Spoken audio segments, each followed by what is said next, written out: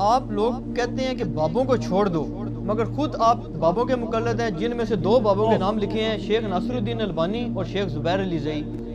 ہاں جی، کیا میں نے کہا میں ان کا مقلد ہوں؟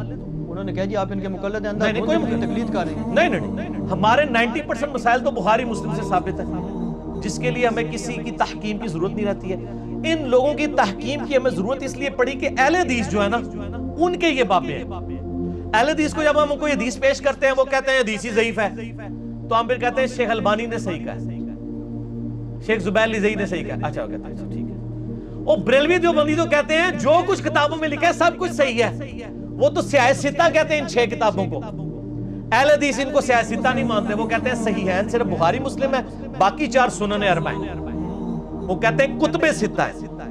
تو بریلوی دیوبندیوں کو تو ہمیں البانی اور زبیر علی زئی کا حوالہ دینے کی ضرورت نہیں، وہ پہلے ہی ان حدیثوں کو صحیح مانتے ہیں۔ یہ اہل حدیثوں کے لیے ہمیں حوالے دینے پڑ رہے، سمجھ آئی؟ وہ تو کہتے ہیں ڈگری تو ڈگری ہوتی ہے، اصلی اور جعلی، حدیث تو حدیث ہوتی ہے، اصلی اور جعلی۔ وہ تو کہتے ہیں جو کتاب میں حدیث آ گئی وہ حدیث ہے۔ تو ہمیں بریلوی دیوبندی کو حوالہ دینے کے لیے ضرورت نہیں پڑے گی کہ بھئی ترمذی میں یہ لکھا ہوا ہے، ابو داؤد میں یہ لکھا ہوا ہے، وہ تو پہلے ہی مانتے ہیں۔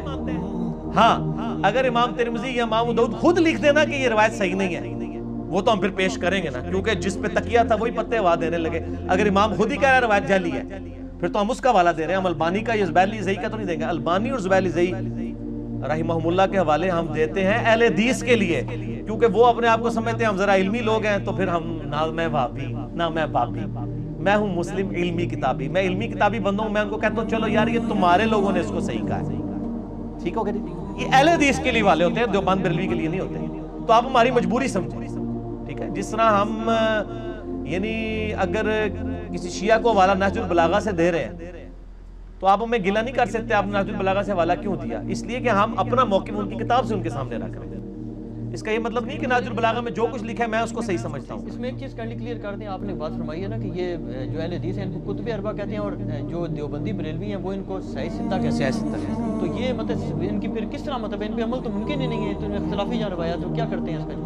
وہ ممکن ہے نا، اس لیے کہ انہوں نے کسی کتاب پہ بھی عمل نہیں کرنا ہوتا، انہوں نے تو اپنے بزرگوں کی کتاب پہ عمل کرنا ہوتا ہے۔ یہ تو ہاتھی کے دانت ہے، وہ سجانے کے لیے شوکیس میں رکھی ہوئی ہیں، انہوں نے عمل کرنا ہی نہیں ہے۔ باقی آپ صحیح کہہ رہے ہیں، جو عمل کرنا ہو تو ان کو مصیبت پڑ جائے، ان کو پتہ ہے کہ بس یہ کہہ دو بس ٹھیک ہے، قول امام کا لینا۔ ہاں وہ تو کہتے ہیں، وہ تو لکھ کے دیا ہوا انہوں نے کہ ہمیں کوئی صحیح حدیث بھی مل جائے تب بھی ہم اپنے امام۔